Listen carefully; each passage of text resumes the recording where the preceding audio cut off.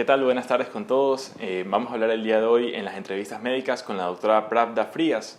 Ella fue profesora mía durante mi año de internado. Entonces yo la invité justamente a la entrevista para que nos converse del tema de su especialidad. Yo quisiera agradecerle a la doctora por aceptar la entrevista y quisiera que nos dé una pequeña reseña de su formación profesional en cuanto al tema de pediatría. Buenas tardes, doctora. Hola, Rafael, ¿cómo estás? Qué gusto tenerte aquí en mi consultorio y bueno, bienvenidos a todos los que nos están escuchando. Bueno, como tú ya sabes, mi formación de pediatría la realicé, mi especialidad en el Hospital León Becerra. Sí. Hice estudios de terapia intensiva en el Roberto Gilbert y tengo una maestría en VIH también.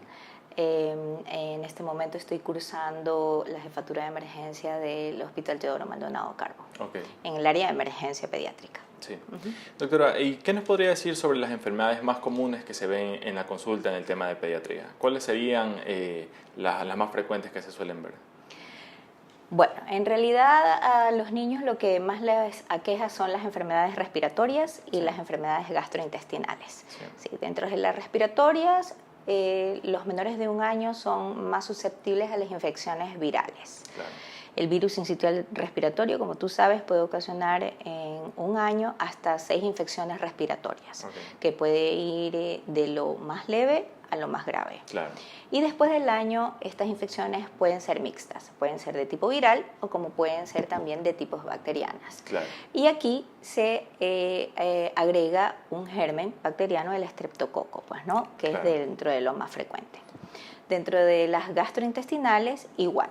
Los menores de 1 año habitualmente se infectan por infecciones virales ocasionadas por rotavirus y a medida que van creciendo y a medida que van manipulando su entorno se van contaminando con parásitos y bacterias. Claro. Después del año tenemos mucha incidencia de infecciones intestinales por amebas y giardias, que son parásitos, o también por Escherichia coli, Proteus y Salmonella en nuestro medio, que son bacterianas. Claro, justamente nos podría conversar un poco sobre la diferencia entre los virus, las bacterias, los parásitos, porque de pronto puede ser que en algunas ocasiones los papás puedan dar un medicamento que en verdad no está indicado para el tipo de agente causal. ¿Nos podría conversar un poco de eso según el agente causal? Ya, yo siempre les digo que estamos acostumbrados a escuchar en cualquier consulta pediátrica, ya sea privada o pública, que cuando a uno le dicen tiene un proceso infeccioso viral, significa, no, tranquilo, no pasa nada. No, no es así. Los virus también matan, ¿sí? Entonces debemos darle la relevancia y la importancia que se merecen. Claro. Los virus tienen un proceso de inicio y tienen un término, ¿no, verdad? No podemos cortar el ciclo de incubación de un virus. Las bacterias son agentes que tú puedes controlar con antibióticos. Los virus se manejan con antivirales. Los antibióticos con las infecciones bacterianas con antibióticos y los parásitos, ¿no, verdad?, con los antiparasitarios. Por eso es muy importante definir siempre en una consulta cuál es la infección que tiene su hijo, por lo que según las manifestaciones clínicas que tiene, uno puede determinar ese diagnóstico, ¿no, verdad? Las infecciones virales habitualmente cursan con procesos de febrícula y fiebre no tan alta, ¿no? Pueden ir febrículas entre 37 grados centígrados hasta 37,8 de temperatura, que nosotros llamamos febrícula, ¿sí? Pueden llegar hasta 38,5 y son manejables las temperaturas. Los procesos bacterianos habitualmente no puedes controlar la temperatura porque hacen picos febriles, hacen mucha fiebre, hacen fiebres de 38, 38,5, 39, hasta 40 de temperatura, que puede hacer que el niño se descompense, se deteriore, se sienta decaído, se deshidrate, ¿no, verdad? Y habitualmente las infecciones por parásitos, hablando de las gastrointestinales, no dan fiebre, sino que van a dar más dolor abdominal.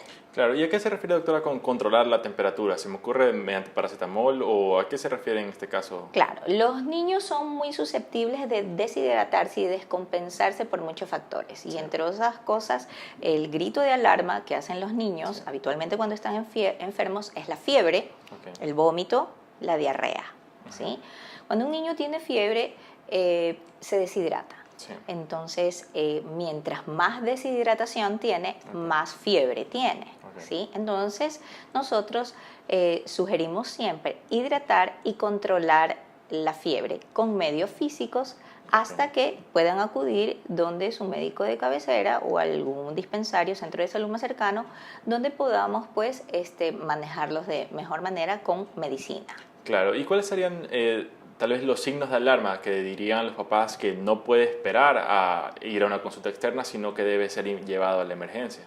Mira, cuando hablamos de una infección respiratoria, tú sabes que las infecciones respiratorias pueden ser altas o bajas. Sí. Las infecciones respiratorias en general cursan con lacrimeo, obstrucción nasal, un poquito de moco, nosotros llamamos rinorrea, estornudos, dolor de garganta, ¿no? ¿Verdad? Cuando tú sabes que el paciente se está complicando, cuando la mamá te dice, ¿sabe qué? Estoy escuchando que tiene una tos de tarro, ¿sí? Claro, lo que nosotros llamamos en muchos casos un estridor, está roncando, suena muy feo. Cuando la tos es irritativa, constante, que lo lleva al vómito, o que lo pone morado, las mamás dicen lo pone morado, o sea, se pone cianótico, o que le ocasiona vómito, ¿sí? Y cuando le ves en la piel, por ejemplo, que se lo ve mal perfundido, que se está poniendo moradito, quizás lila. Y cuando tú ves en las gastrointestinales los signos de deshidratación, que habitualmente pueden lucir inicialmente con la mucosa seca, los ojos hundidos, pero de pronto ya ves zonas de resquebrajamiento de la mucosa, zonas de queilitis, también hay cianosis de los dedos, ¿sí? Somnolencia, decaimiento, inapetencia total. Todos esos ya son signos y síntomas de alarma por los cuales tienen que uno estar muy pendiente. Claro. Entonces, si vemos ese tipo de manifestaciones, ya deberíamos, por un lado, ir a la emergencia. Pero, ¿qué pasa si es que no vemos ningún tipo de signos ni síntomas como usted menciona? Por ejemplo, ¿cómo podríamos hidratar a nuestro niño si lo vemos que está deshidratado pero no llega a tener signos de alarma? ¿Cómo podría un papá o mamá manejar eso en la casa? Hay muchas sales de rehidratación en el mercado, empezando por las del Ministerio de Salud Pública, ¿no? Que se disuelve el sobre de la sal de rehidratación en 1 litro de agua y tú puedes irlo manejando por onzas. Las hidrataciones uno las manejas por onza, recordando que una onza son 30 centímetros cúbicos, ¿no? ¿Verdad? En el momento en que tú estás hidratando a tu niño y ves que no tolera la hidratación, que lo hidratas y que vomita, significa que no estás teniendo una hidratación oral efectiva.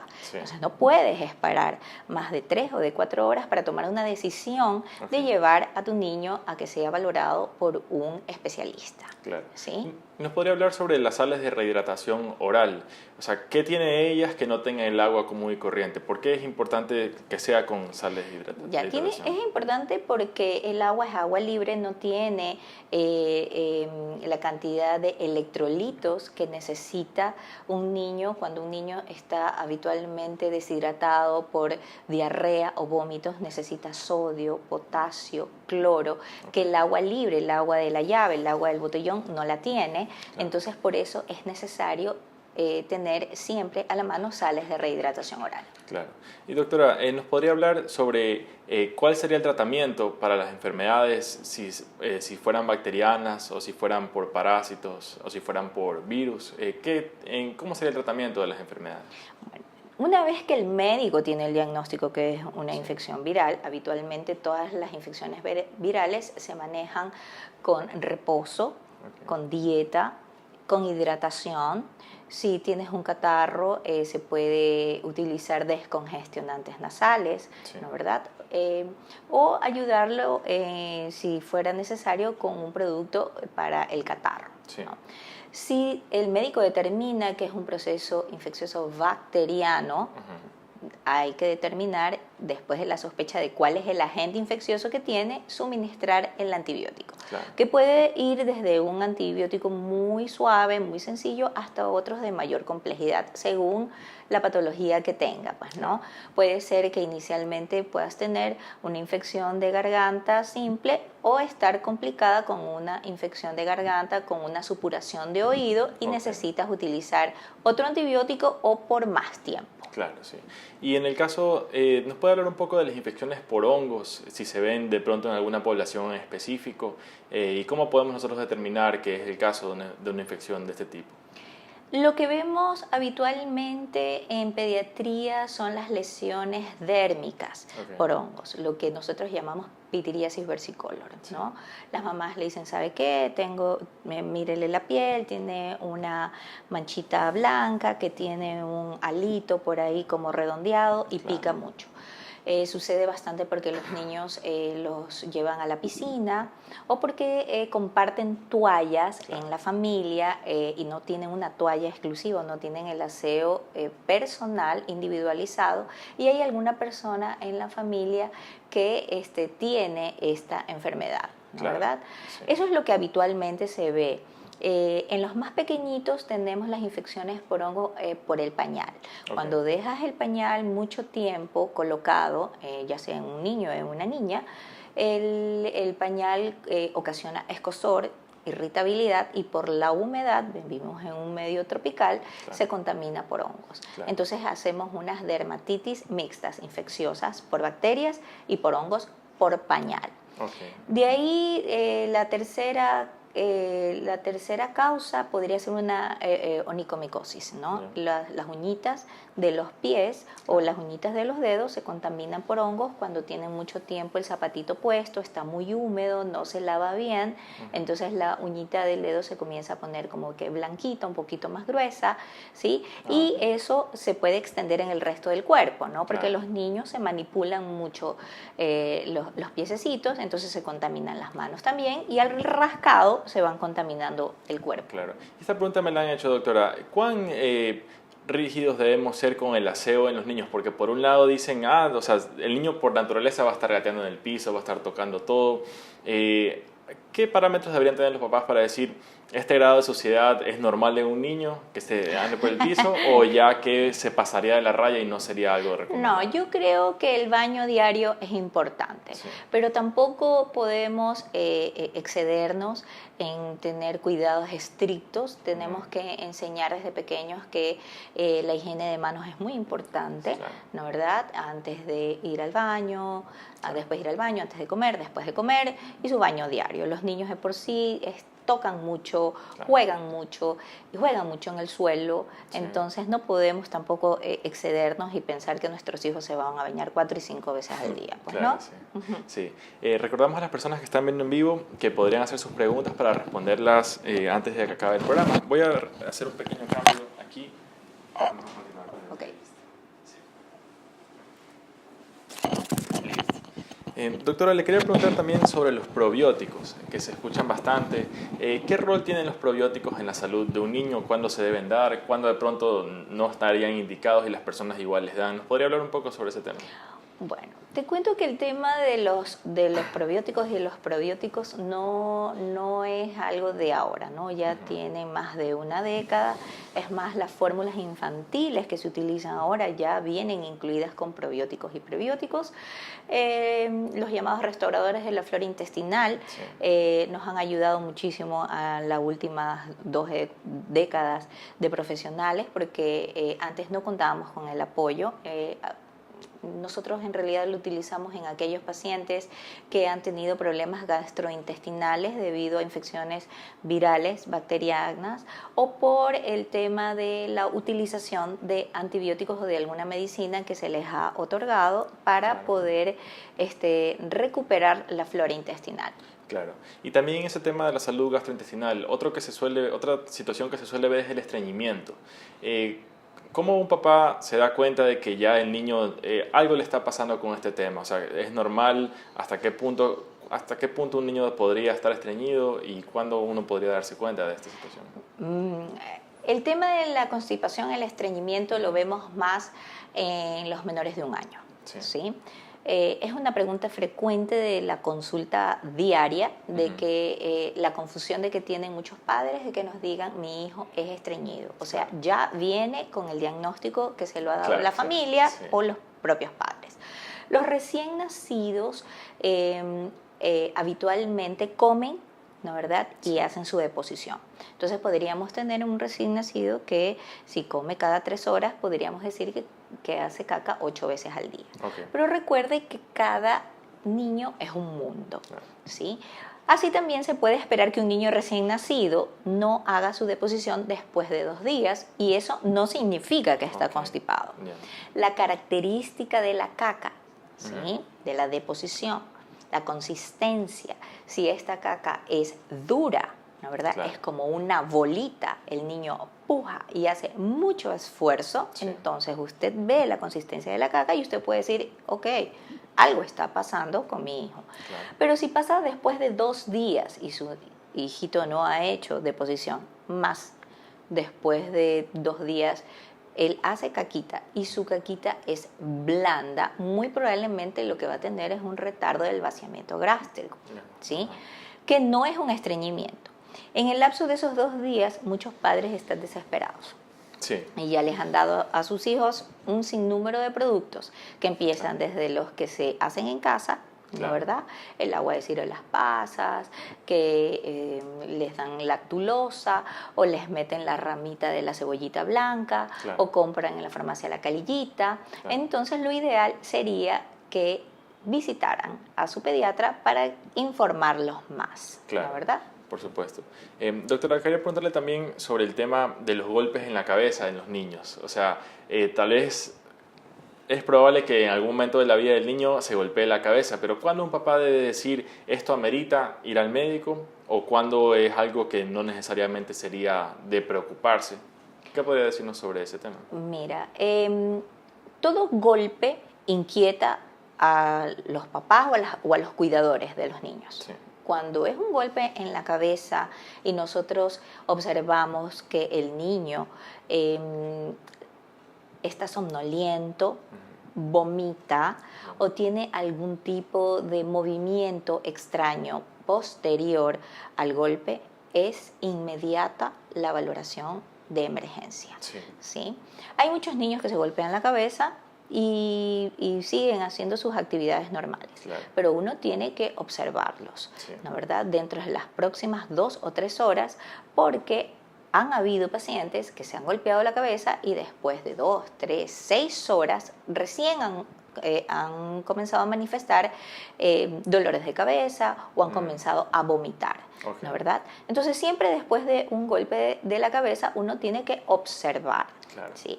Este mito de que no lo dejes dormir, que utilizaban antes mucho las abuelitas, es más para valorar al niño, porque un niño dormido no lo puedes valorar si tiene un movimiento extraño, si vira los ojos para atrás, ¿no verdad? Es más que nada por eso. Pero a veces las mamás me dicen, no lo dejes dormir porque si lo dejas dormir ya no se va a despertar nunca más. No, eso no es cierto. Listo, eso también yo también lo he escuchado. Y que en la casa, cuando uno, digamos, va a ser papá pronto, ¿qué medidas de seguridad podría tener en su casa para evitar en la medida de lo posible este tipo de accidentes, sea de golpes o de pronto los niños que meten en el enchufe de algún objeto eléctrico? ¿Qué tipo de seguridades usted consideraría que se podría tener en una casa? Mira, Rafael, aunque no me lo creas, la consulta es muy frecuente visitada porque a los niños les caen encima electrodomésticos. Sí, hemos tenido desde que les caen encima televisores, que no entiendo cómo le puede caer un televisor a un niño, pero son accidentes y suceden, ¿no verdad? O niños que se han subido a los mesones de las cocinas, ¿sí? Y también el tema de los andadores. Los niños se ruedan las escaleras cuando los ponen en andador. Entonces se pierde la visibilidad del niño un par de segundos y cuando ya te das cuenta, los niños se rodaron las escaleras. Sí. Entonces, pues ante eso, que es lo más frecuente, nosotros tenemos que tomar las medidas necesarias. Si usted tiene una casa que tiene 2 pisos y donde usted cuida a su niño en la parte de arriba, ustedes tienen que poner pues el cerramiento para que el niño no cruce a las escaleras, sí. ¿No verdad? O empotrar bien sus electrodomésticos, sus televisores, no dejar nada al alcance de los niños. Sí. Doctora, y también le quería preguntar, este tema yo lo vi, le comenté en su consulta, cuando los niños, ¿hasta qué edad deberían tener un pañal? ¿Hasta qué edad deberían usar el pañal? ¿Y qué pasa si es que de pronto se extiende este periodo? ¿Qué tipo de, cómo sería el desarrollo de los niños en este sentido? Ya, mira, el control de los esfínteres de los niños empieza a partir de los 2 años sí. Y culmina entre los 3 años y los 3 años y medio, ¿sí? Es un proceso que uno tiene que comenzar a trabajar, sí. ¿Sí? Es una maduración, así como es una maduración anatómica que tiene el niño, es una maduración del entorno. Sí. Yo no puedo esperar que mi hijo madure corporalmente si yo no lo ayudo también a madurar claro. En el entorno. Entonces, a partir de entre los 2 y los 3 años, el porcentaje de niños que ha alcanzado ya controlar sus esfínteres está entre el 50 y el 75%. Después de los 2 años, uno tiene que comenzar a trabajar en retirar el pañal. Sí. Es un trabajo, es un proceso. No sí. Le digo, sáquele el pañal y ya claro. Nunca más se lo ponga. No, claro. Pero usted tiene que comenzar a decirle a enseñarle a utilizar la vacinilla, sí. ¿No? Porque, como ya tú sabes, lo que primero controla en los niños es el esfínter para hacer caca. Sí. Luego, para hacer pipí en la mañana sí. Y luego pipí en la noche. Okay. Entonces, una vez que nosotros hemos controlado ya para hacer caca, que usted tiene que enseñarle, usted quiere ir al baño, usted quiere hacer caca de la manera que la mamá le quiere explicar, entonces claro. Vamos trabajando con el pañal. Sí. Pero el pañal está ligado a la ingesta del biberón. También, si usted claro, sí. Hasta los 2 años ha acostumbrado a su hijo a tomar 4, 5, 6, 7, 8 biberones al día, sí. No es correcto porque no lo ha ayudado tampoco en la etapa de la alimentación. Okay. Porque para los 2 años, mejor dicho, para el año, usted debió haberle enseñado ya a su hijo que tenía que comenzar a comer ya de toda la pirámide alimenticia, ¿no verdad? Sí. Mucho más para los 2 años. El niño debe comer mucho más, hacer sus 3 comidas, hacer sus 2 piqueos y debería haber dejado ya el biberón. Sí. Mientras menos biberón, estoy hablando de recipiente, porque ellos se acostumbran mucho al tema de succión. Tomar okay. Biberón mantiene el reflejo de succión, ¿sí? Y yo ya no quiero que un niño de 2, 3, 4, 5, 6, 7 años succione, yo quiero que mastique. Claro. La consulta habitual en pediatría es que mi hijo no come sí. A los 4 años. ¿Y por qué no come? ¿Toma teta? Sí, toma sí. Teta. Entonces, si toma teta, le pregunto, ¿usa pañal? Sí, todavía usa pañal. Entonces, claro. Esto es un círculo vicioso que no termina. Si yo claro. No le enseño a que él está creciendo y que está madurando, y yo como mamá, como papá, como abuelita, como tío, tengo que madurar también y claro. Entender que él también tiene que cumplir etapas. Y que la de recién nacido pasó, que la de lactante menor pasó, lactante mayor pasó, y que va camino al preescolar y a la escuela. Claro, eso también se entrelaza un poco con el lenguaje, porque también el niño, o sea, yo me acuerdo en la consulta que el niño que usaba pañal, usaba biberón, también su lenguaje era limitado y seguía hablando como un bebé. ¿Nos podría hablar un poco también? Claro, habitualmente los niños que tú les das mucho biberón, sí. ¿No verdad?, no son tan comunicativos, entonces ellos creen, y mucho más si tienen hermanitos pequeños que toman biberón, creen tener la edad del hermanito más pequeño. Okay. Entonces si el hermanito más pequeño dice da, pa, monosílabos, agú, entonces ellos también repiten, ¿sí? son muy imitadores, Sí. ¿no, verdad? Pero uno tiene que enseñarles en casa que esto se llama vaso, esto se llama plato, esto se llama cuchara, voy a comer mi comida, tienes que enseñarles, porque si no le enseñas, ellos no aprenden. Claro. Entonces, de la misma manera, tú tienes que enseñarles a hablar. Claro. Claro, primero nosotros los pediatras, cuando las mamás nos consultan y nos dicen, ¿sabe qué? Es que mi hijo no habla, uno lo primero que piensa, chico que no habla, chico que no escucha. Claro, ¿sí? Pero uno hace las valoraciones auditivas primero, y si no es eso, entonces tenemos que trabajar en el entorno familiar. Sí. Me pasa mucho más ahora porque las mamás y los papás trabajan. Claro. ¿sí? Y están al cuidado de un abuelito o de una abuelita o de un cuidador. Sí. Y este cuidador es mucho más fácil darle un biberón, Claro. ponerlo en el iPad, corral, sí. o darle un celular, un iPad y listo. Sí. ¿sí? Entonces es esta falta de comunicación que tenemos. Claro. Y doctora, también hablando del tema del entorno familiar, cuando hay, ¿nos podría hablar un poco sobre el tema de la violencia intrafamiliar? O sea, de pronto, para algunas casas es normal los gritos o los golpes. ¿Nos podría dar su punto de vista profesional sobre este tipo de entornos que pueden ocurrir o suelen ocurrir? Mira, antes había menos información, menos datos recopilados sobre violencia familiar en niños. Sí. Ahora tenemos una estadística mucho mayor. Sabemos que hay muchos niños que tienen no solo maltrato físico, sino maltrato psicológico. Sí.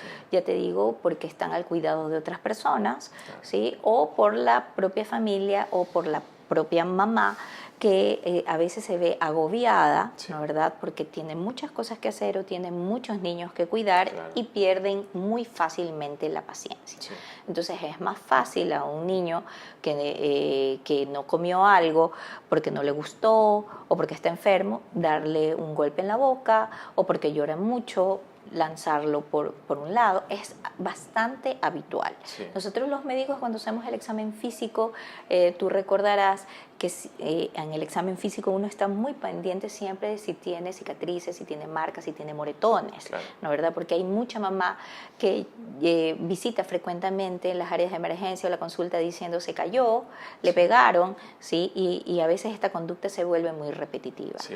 Sí, tenemos datos bastante altos de violencia familiar, pero son personas siempre ligadas al entorno, a la familia, no personas externas, es los cuidadores, la familia, los abuelitos, los que te gritan, los que te maltratan, no solamente físicamente, sino psicológicamente. Claro, y no necesariamente es que es de malos, sino que tal vez no conocen la información o es la manera que de pronto ellos fueron criados, pero ya hoy en día tenemos información ya comprobada sobre los efectos. Entonces, a mí me parece muy importante más que nada la difusión para que la información no se quede en la academia, en los estudios, sino que llegue a los padres, a los que van a ser futuros padres. Yo siempre digo, cuando viene una mamá con su hijo enfermo a mi consulta y el niño luce agobiado, triste, depresivo, febril, yo tengo el 70% de la consulta ganada si yo converso primero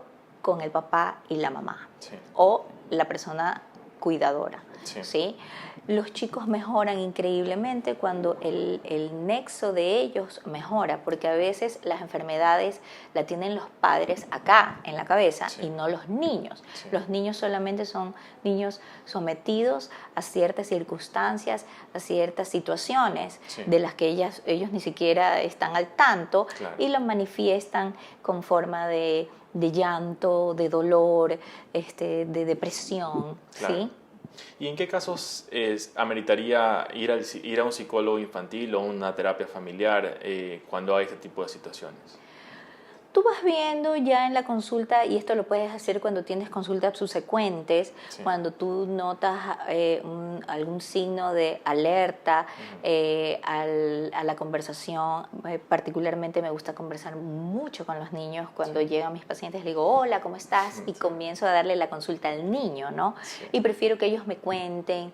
Y hay muchas mamás que dicen, oye, no digas eso, Sí, oye. claro. Y yo les suelo decir, pero es que a mí me gusta conversar con ellos. Quiero que ellos se sientan sientan en la confianza de decirme qué es lo que sienten, porque la consulta es de ellos, claro, sí. ¿no, verdad? Entonces uno logra esa conexión y asimismo también logra mucha conexión con los papás. Entonces uno tiene a veces como logra detectar que hay algo que no está encajando bien, entonces uno va tratando de corregir como pediatra ciertas situaciones, pero como no soy una psicóloga, porque no me especialicé para eso, necesito el apoyo multidisciplinario. Claro. Si es necesario, hago la interconsulta, ¿no, verdad? En aquellos niños, por ejemplo, que no hablan mucho o que me dicen que tienen conductas repetitivas, o que cada vez que vienen donde el pediatra no pueden decirme qué es lo que siente y comienzan a llorar, o aquellos pacientes en que les digo que los vamos a examinar y no quiere que los toque, que me dicen no quiero. Entonces, cuando las consultas son muy repetitivas por lo mismo, o cuando me dicen quiero se lo puedo decir a usted al oído y no quiero que escuche otra persona, entonces lo vamos trabajando. Sí, doctora.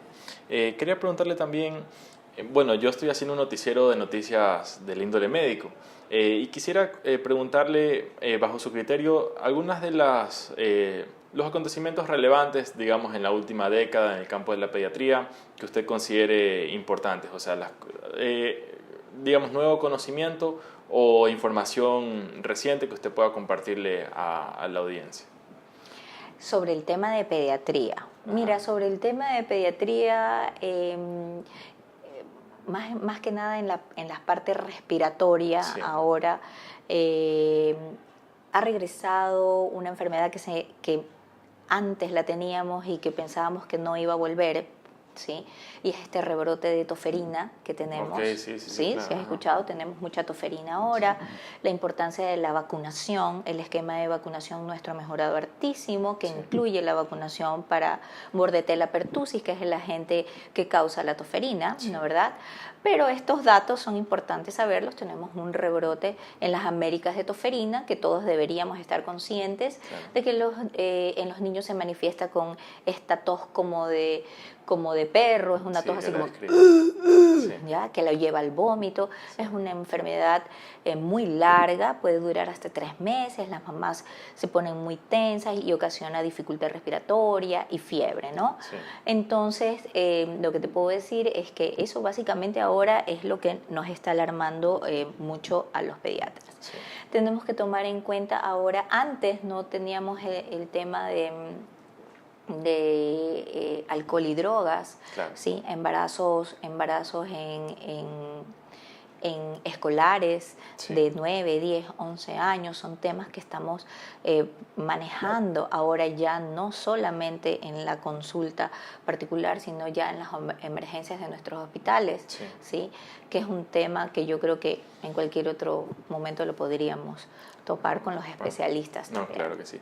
Doctora, y sobre el tema VIH, ¿nos podría comentar un poco sobre qué es qué es el virus y en sí qué tipo de manifestaciones puede tener, sea en una mujer embarazada o tal vez en un niño que nace de esta persona con el virus? Ya, las madres infectadas con VIH que se atienden a nivel nacional ahora actualmente no es como antes, que el tema era como un tema tabú.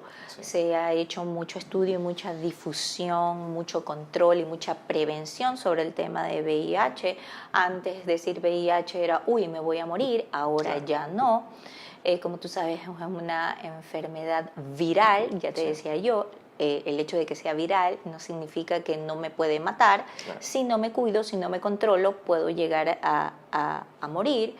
Y más que nada basado en pediatría, cuando tenemos una madre que está VIH positiva y que está controlada, ahora pues tenemos ya todos los protocolos que se utilizan para manejar ese nacimiento y una vez de que nace hacemos el control.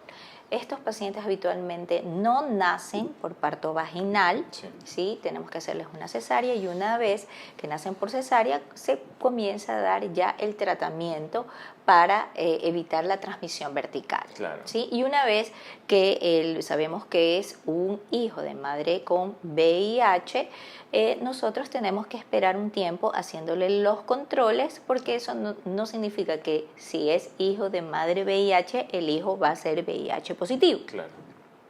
Entonces, una vez que le damos los controles, pues vamos valorando su estado y si amerita pues la medicina, se la ofrecen ya el Ministerio de Salud Pública. Sí. Doctora, bueno, ya para ir concluyendo, quisiera preguntarle, o mejor dicho, quisiera tocar el tema de los estudiantes de medicina y la docencia. ¿Qué mensaje o qué sugerencia, consejo podría usted indicarle a aquellos jóvenes que piensan entrar a la carrera de medicina o a aquellos que ya la están cursando, están a mitad de camino? Tal vez algún consejo o algún punto de vista ya desde su perspectiva hacia ellos. Mira, yo creo que el estudiante de medicina, así como los médicos, somos personas de vocación. Sí. A nosotros nos encanta hacer eso, donde hay un enfermo, donde hay un herido, donde hay un accidentado, el que tiene vocación va y lo busca y busca qué hacer y busca ayudar y busca servir, porque la vocación del médico es esa, servir, ¿sí?